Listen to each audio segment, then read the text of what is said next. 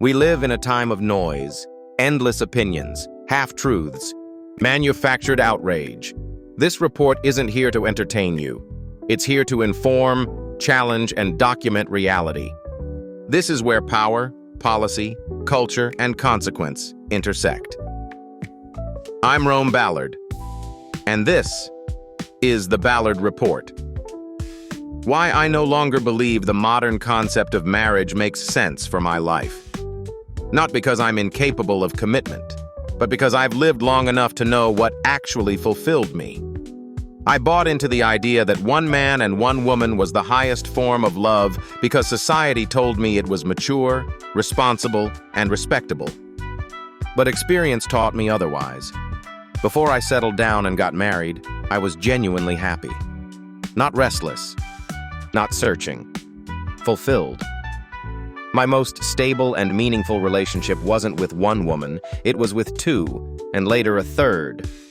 There was honesty, shared responsibility, emotional depth, and balance. What we had wasn't chaos or selfish indulgence, it was cooperation. When I gave that up for a socially acceptable construct, I didn't gain stability, I lost it. From an economic standpoint, traditional marriage never made sense for me. One household supported by two people is fragile. One job loss, one illness, one conflict, and the entire structure wobbles. In contrast, group partnership distributes risk.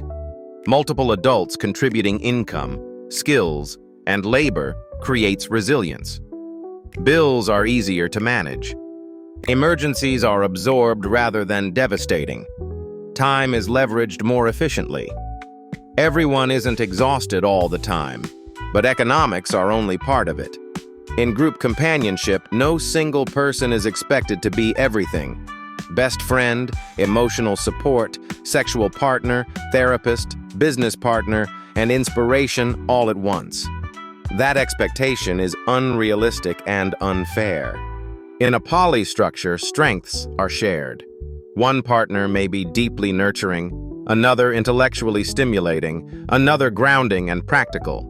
Love becomes expansive rather than restrictive. Sex, too, is healthier when it's honest. Desire doesn't disappear because a ring is placed on a finger. Pretending otherwise breeds secrecy, resentment, and betrayal. In ethical non-monogamy, attraction isn't treated as a moral failure. It's acknowledged, communicated, and integrated. Trust increases because truth is no longer dangerous. Emotionally, I felt more seen in poly relationships than I ever did in monogamous marriage. There was less pressure to perform a role and more room to be human. Conflicts were addressed collectively. Joy was multiplied. Loneliness was rare, even during hard times.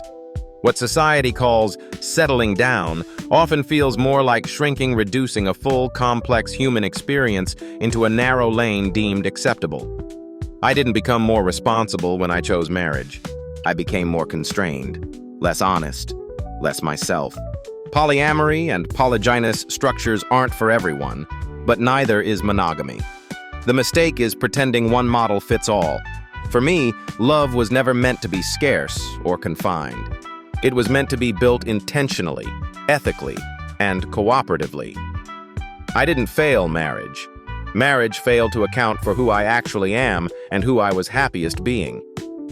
To put it simply, I was meant to lead a team, not a person. I was meant to bring people together in harmony, not isolate them because no one thrives in isolation. This isn't just commentary. This is the Ballard Report. If today's episode challenged your thinking or sharpened your perspective, support the work. Like this episode, subscribe to the channel, and leave a comment that says, "I want to learn more," because information is everywhere. But understanding takes intention. I'm Rome Ballard, and this is the Ballard Report.